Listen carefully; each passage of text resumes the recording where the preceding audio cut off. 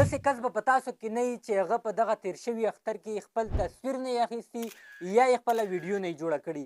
نو څه ووایم که داسې کس تاسو کې خو په دغه وخت کې تاسو یو غټه غلطي دا هم کړې ده چې تاسو دغه تصویران یا دغه یادګاري ویډیوګانې ځان سره صرف په ګیلرۍ کې سیو کړي دي. که زه تاسو ته ووایم چې تاسو خپل دغه تصویران 10 کاله بعد لیدلی شئ یا که تاسو نه چېرته دغه موبایل ورک شي یا دغه موبایل تاسې خرڅوئ نو تاسو به خپل دغه یادګاري تصویرانو سره څه کوئ. نو ښه نه ده چې زه تاسو یو داسې سیټینګ وښیم چې تاسو خپل دغه تصویران داسې محفوظه کوئ چې بیا ستاسو موبایل ورک شي هیڅ خبره نشته، ستاسو دغه ډیټا ستاسو دغه تصویران ستاسو دغه یادګاري ویډیوګانې به محفوظ وي. ویډیو در سره لازم مکمل وګورئ او د ویډیو کتلو نه بعد که دا ویډیو تاسو ته لږ شانې معلوماتي ثابت شوه لازمي در سره شیر کړئ چې یو بل کس ته هم ورنه فایده میلاو شي. دې سیټینګ کولو دپاره تاسو ته په دې سکرین باندې چې کوم اپلیکیشن ښکاري دا اکثره خلکو سره په موبایل کې اول نه هم موجود وي. که تاسو سره نه وي نو تاسې د پلی سټور نه یا د اپ سټور نه ډاونلوډ کولی هم شئ. خو چې کله تاسې ډاونلوډ کړئ بیا به سمپلي په دغه اپلیکیشن باندې دغه شانې کلیک واخلئ. اوس به تاسو ته دغه شانې انټرفیس راوړي. دا هغه فایلونه دي چې دغه ډرایو ته دغه جیمیل ته ما اول نه اپلوډ کړي دي. که دا بره کونج کې تاسو وګورئ دلته د جیمیل یو اپشن دی، دې باندې به تاسې کلیک واخلئ. اوس دې نه به تاسې دلته یو جیمیل سلیکټ کړئ ورته چې په هغه جیمیل باندې تاسې غواړئ خپله ډیټا سیو کړئ. مثال ما سره دا جیمیل اول نه سیو دی. دې نه بعد چې تاسې خپل جیمیل سلیکټ کړئ بیا لاندې تاسو سره د جمع اپشن دی، په دې باندې به کلیک واخلئ.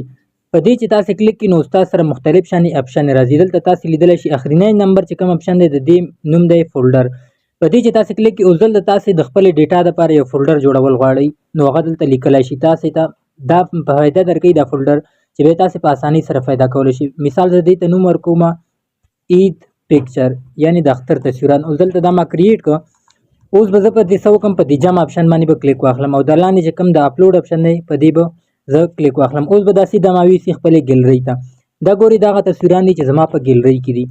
اوس چې دلته ستاسو کومه ضروري ډیټا هغه به تاسې دغه شانې سلیکټ کوئ. داسې زور به کوئ به دې تصویرانو باندې دغه شانې به تاسې سلیکټ کوئ.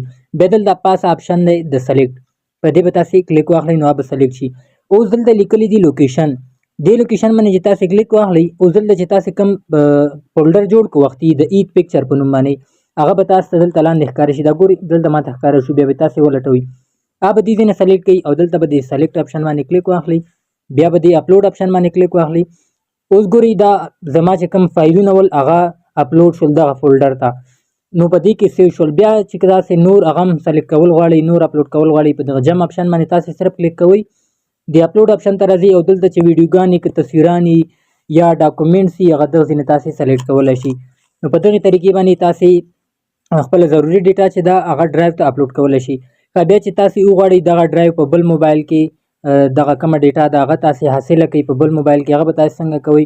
اوس چې تاسو ته ما ویلې په دغه جیمیل دا جیمیل تاسو ته یاد وي او د دې پاسورډ تاسو ته یاد وي بیا به تاسې په هغه موبایل کې دا ډرایو صرف ډاونلوډ کړئ او هغه جیمیل سره به تاسې لاګین شئ. چې کومه ډیټا تاسې ډرایو ته اپلوډ کړي هغه ټوله ډیټا به تاسو ته راواخلي.